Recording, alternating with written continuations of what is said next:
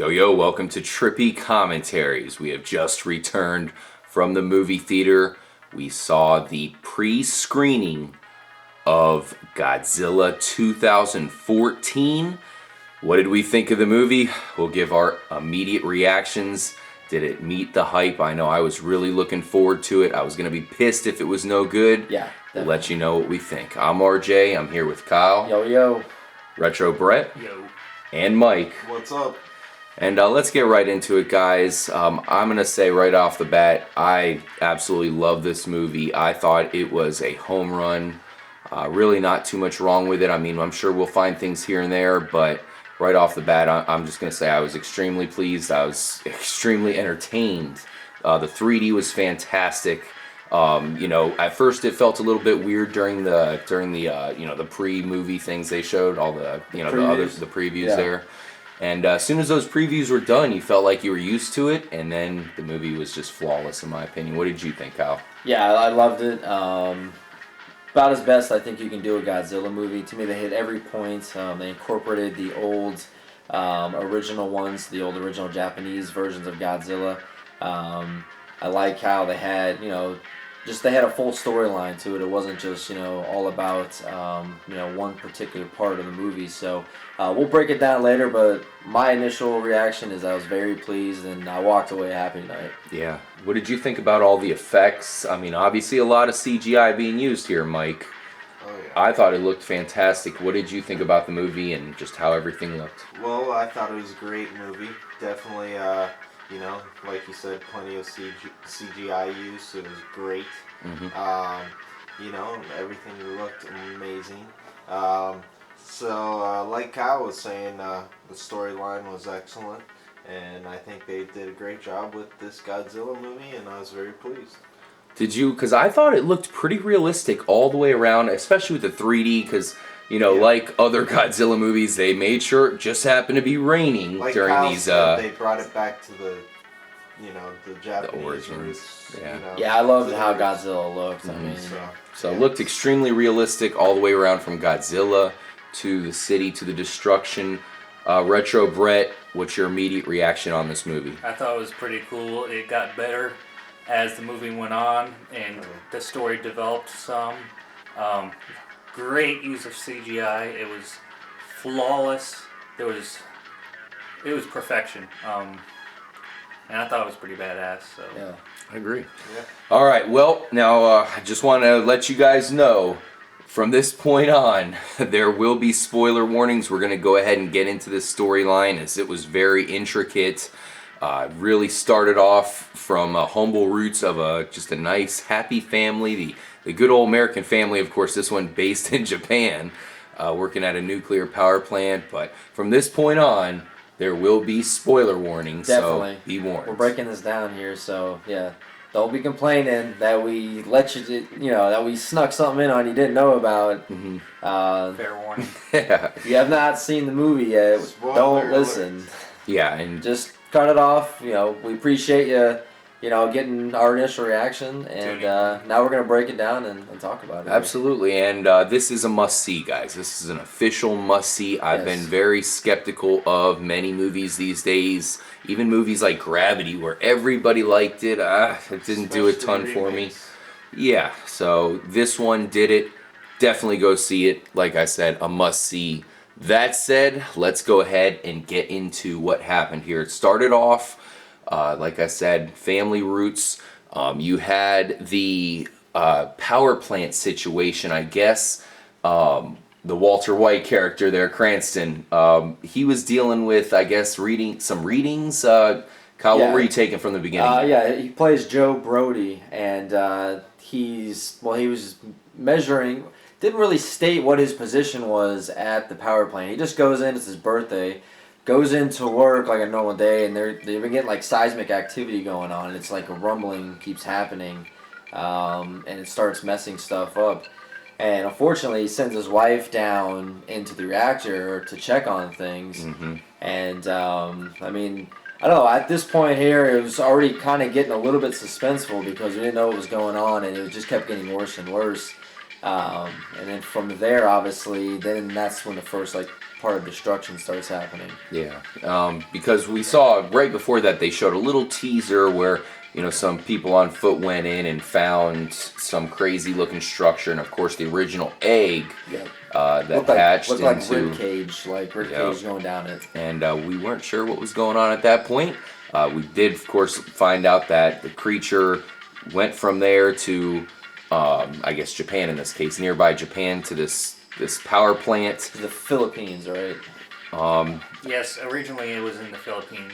Yeah, The originally opening in the Philippines, the nuclear power plant was in Tokyo. That's so right. it went from That's the right. Philippines to Tokyo. This is when all that stuff started happening right from the get-go. Where Cranston's character there, he of course had to send his wife on there. That's a very, very powerful scene. Well done, bravo, man. I'll tell you what, I'm usually a skeptic on the scenes where they take family members away, especially early in the movie where you don't get a ton of time to get know acclimated everything, to them. yeah. And I thought See, I thought they did really a good right. job with that because the opening scenes, he's like at home, this kid's there, and the kid makes the sign for him, happy birthday. It's his birthday. God, They have like a good little like scene before they leave, and Nice family. and then him and his wife have that moment in the car there where you tell they're like pretty much best friends with each other and how they're acting, and then all of a sudden it just goes to complete hell. Pretty fast. Yeah. So I mean, I don't know, Brett. What did you think about kind of how the way the movie started with kind of going back a little bit? I think that was a great start. I mean, it sets the tone for the whole movie, and like, oh, there's weird seismic activity. What could it be? Yeah. And something's destroying the power plant, but no one except Bryan Cranston seems to know what it was. Well, Bryan Cranston didn't actually know what it was. He had suspicion what it was. Yeah, because he started reading up on what is it, the sonar sonar. bouncing back and stuff. Yeah. So obviously some early hints to all right, maybe there is more than just one. So zoom ahead. Of course, Cranston's character, by the way, is Joe. We'll call him Joe. So zoom ahead forward. Now he's kind of in who knows where because he's out of the picture, and you're really focused on the kid Ford, who's now grown up. He's played by Aaron Taylor Johnson. I thought he did a great job in the movie. I really did enjoy his character quite a bit, and I agree. we really kind of grew with that character as the movie went on. He was one of the best developed characters. Yeah, absolutely. So you have basically a situation where he's with his, I don't know if it's his wife, his girlfriend, I don't know if they said, but basically he's not too worried about his father at this point. He kind of lets him go because he thinks his father's crazy after losing his wife. But then they find out that he's been arrested in Japan, of course, where the power plant was. The girlfriend there tells him to go ahead and go get him out of jail or whatever, leads them to going back to the origins, and then of course it continues on to where they actually go back to their house to find some old floppy disks or whatever there. Right, some pictures and stuff. Crucial information on there. This is where things start going down at this plant, and they get arrested and get taken back to the plant. For some reason they make a big deal about how Joe worked at that plant before, so he all of a sudden was important. So they told the person in charge, who was Ken Watanabe, Yeah. told him about it. Eventually, they kind of look at him behind the glass. But the main point is they're at this power plant, which has now been transformed into a really epic, God, what can you even call that? Just harboring an egg, really crazy looking thing they had built there. It was totally unexpected, like the way it looked and everything, and had like the pulses going through. It looked like it was like radioactive, and they built like a secure like net with like wires Holding going cell. across to go across it. Yeah, exactly. Pretty much a holding cell, but also like a breeding ground for what was going on underneath. So that ends up happening. The kid is in the military. He specialized in what's his name in this movie? Ford Brody. He specializes in diffusing bombs. So he obviously is affiliated with the military. They obviously want to know his opinion because now they're starting to worry about what's going on in this power plant. Like, is it's something more, and the guys start getting kind of scared of what's going on. So we pick it up from there, and Basically, this thing starts hatching.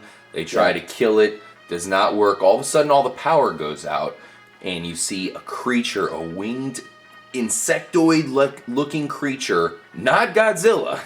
The first monster was not Godzilla. What the heck? It was some other winged creature come out. Obviously, with all of the electric going out, we learn that it must have some sort of EMP ability here.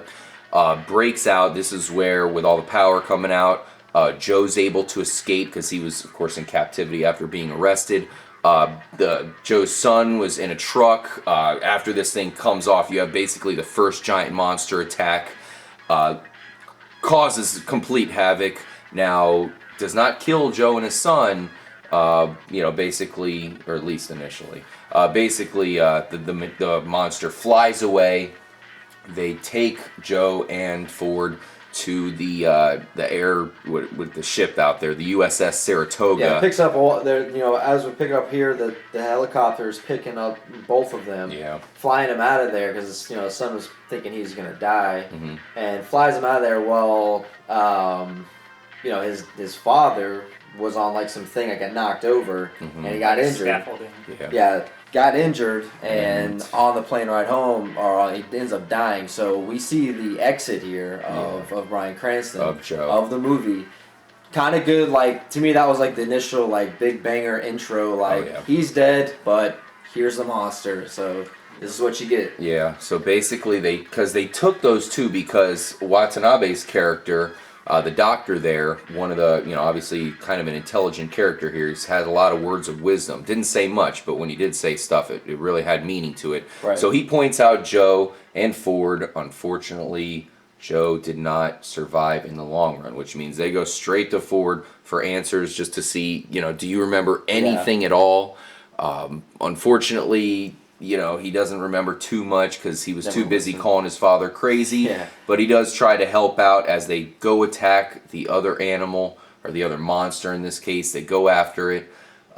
Basically, they're trying to bomb it. At this point, they don't realize that these creatures are using this nuclear bomb technology to make it stronger. That's one of the main things that was going on here. And after we see them basically try to take one on a train, they're doing all kinds of crazy stuff. But what happens is the monster heads towards Hawaii and causes destruction. And they start Ken Watanabe, he starts to realize, wait a second, it's probably calling towards something because it was making the noises. And because the kid remembered that. He remembered the thing about the sonar, bouncing off and trying to communicate that way. So from that point, he's thinking, wow, there must be something else. Maybe there's another one. Well, come to find out, they took, what did they take? They took from the initial, they took like a nuclear warhead or something the other pod. It was the other pod from the original, underneath the original Japan. In Japan, the nuclear site there, the original one that went under, it had a pod underneath it from the original monster thing, whatever it was in there. The M.U.T.O. The M.U.T.Os, like the original big one that they found in the beginning. There was another pod. Well, the U.S. took that, and they took that to Nevada, to pretty much, I guess, Area 51. And it's been in there, and they didn't know what it was. They had it in there. So all of a sudden, they realize it's there. They go there. The Navy and everything is involved at this point. They go there, and busted out of the backside of the mountain is a huge hole. And now we know, okay, there's another one. And then they show it. And the huge female. It's got no wings. It's way bigger. It's got like some big sack thing that it's carrying. It's got eggs on it. And so now you know, oh shit, there's two of these freaking huge things. Yeah, that was crazy. That was the unveil of the female. The first one with the wings was the male. The female did not have wings, but was a lot bigger. So basically what I was alluding to earlier, where you had the insectoid, or now we know it as the M.U.T.O, basically was attacking Hawaii, and they got a reading from another creature, a third creature. And this creature was who we're looking at on the screen right now, Godzilla himself. He came out, saved the day, saved Honolulu, even though, I'm sure thousands and thousands of people died horrific deaths. But anyways, it's going to happen when a giant monster attacks your city.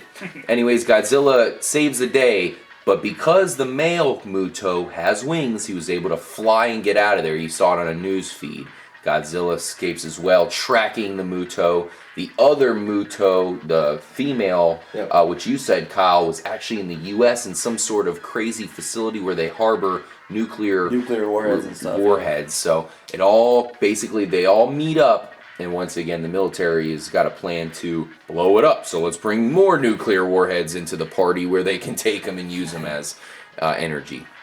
So they all meet up in San Francisco. This is where it all meets to a head. Really crazy battle here. Godzilla versus the male M.U.T.O with wings. The female M.U.T.O, which is huge. And start double teaming. Epic size. You have Ford is now, of course, because he's in the military, he's been able to kind of hitchhike his way all the way back to San Francisco. And he ends up diving out because he's got the bomb expertise. They take this bomb that they've gotten and they bring it to the middle of the city where the two M.U.T.Os, you think they're going to eat it, but they actually take it because they have another egg there. They build a whole nest in the middle of the city, and then it's all out chaos. Godzilla, two M.U.T.Os. What can you say what happened here, Kyle? Yeah, well, and then their plan there for that is to attract them to the nuclear, missiles, so that way, because they want to harvest it, and then to have the bomb in there that would blow up and be powerful enough to just kill both of them right then and there. Ken Watabe's character believed that Godzilla was actually created through Mother Nature to destroy these M.U.T.Os, who were kind of a representation of what I thought of like what humans have created over time with, radioactive testing, with nuclear testing, with just how the whole climate, all that stuff. We've created these kind of parasite things, and they want to spread and just dominate. Well, this is Mother Nature answering back and stopping that. And so it ends up happening to where they just say, all right, we're going to let Godzilla go at it. We're going to let him try to kill them. But we got to get down to that nuclear missile that's down there, because if it goes off, we're nuking all of San Francisco. They said it's the explosion would make Hiroshima look like nothing. It's firecracker, exactly.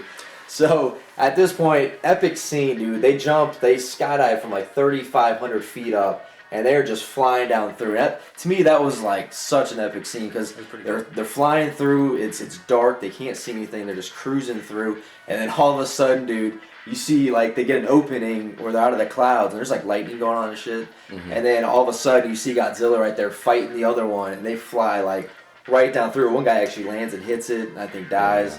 And then all the other guys, they parachute down because they have to get down to the very bottom there to disarm that, or take it out and get it on a boat and try to go to the middle of the ocean with it. Yeah, some really cool 3D effects here. This is where I thought the 3D really stood out most, especially because it was raining conveniently for the whole effect. You had some really cool things where they were looking out of windows and you could see the raindrops coming down. Really some of my favorite scenes in the movie. Yeah. Now you had Ford basically trying to disarm the bomb. They end up having to take it to the boat. At the same time, you have Godzilla fighting the two M.U.T.Os. Really some crazy shit happens. I don't want to spoil how Godzilla finishes the job, but as you can imagine, he comes out. It's an epic just battle. He does some just some crazy stuff. It was really realistic, even though it's hard to say realistic with this, but it really did look like a realistic battle between these behemoths. Godzilla got the job done. But skipping ahead, you guys definitely have to make sure to see that if you haven't already, because you can't even put it into words how epic that was. Great job. Just great stuff happening there. But I want to get to the ending here. Nuclear warhead on this boat, heading out. Ford on the boat, passing out. What happened at the end there, Kyle? Well, then next scene, you see him flying in the helicopter, and he's not too far from where he initially left on the boat, and the nuclear bomb goes off. Yeah, the helicopter comes in and saves him in a matter of 5 minutes. A little bit odd of a final scene. The only negative for me for this movie was this ending part. Just being kind of specific. Nuclear bomb going off that close. He had 5 minutes. I would have liked to see him bust that open and disarm it because he said he could do it in 60 seconds. I thought it was a perfect setup for it. He couldn't get in there for some reason. It could be like Exhausted 55 seconds. Like they could have like 55 seconds left, so he had to do it even faster and gets it and saves everybody. But great way, or I love the way that they took this movie and made Godzilla be the hero. He ends up coming through, and people in the crowd were cheering for Godzilla, which is kind of crazy because it's a monster. And I really like how they summed up the movie. Ends up, the wife is okay, the kid's okay. They're all good, kind of happy, and then what you want to see in it. Put a nice bow on the movie. I thought it was great. I'm praising it here. Definitely a must-see movie, and I thought it was endorsed movie here. This is definitely Trippy Con. I really thought it was near flawless. I've heard that there's some critics on the movie, but I was very happy. Great storyline, great action-packed movie. I recommend you see the 3D version if possible. Retrobet, your final thoughts on the movie? It was a pretty awesome movie. It was actually, it got better as the movie went on, like I said, and the M.U.T.O's CGI was perfect. There was, like, the close-ups of them, the detail was awesome. There was no pixels in there. It was great. Yeah, some of the best monster designs of all time. Radioactive, like, stuff going on in their faces, and it was really cool. Alright, well, thank you guys so much for watching. We definitely hope you enjoyed the movie as much as us. If you didn't, let us know for some reason why. Maybe something about the movie you didn't like. Definitely point it out in the comments. We really appreciate your feedback, and let us know what you guys think of the epic Godzilla 2014 movie. My name's RJ for Kyle. Must see this movie. Do not go see it in the movie theater. Don't wait for it to come out on Netflix. People have already seen it. Maybe want to see it again because I feel I missed a few things that Always do. When you see it the second time, you pick up on it. Like, okay. Retro Brett. Very, very good movie. Recommend it. And Mike. See this movie, guys. Highly recommended. Definitely. It's great to go see a movie and come out extremely pleased. And like K-Max said, I want to go see it again in the theaters. I think it's worthy. We'll see you guys in the next episode. I believe the next movie we might be covering is Ninja Turtles. We'll see if something's legit before that. Let's hope that doesn't fail. Because Godzilla passed the test for me, man. Hell yeah. Definitely. A+. We'll see you guys later.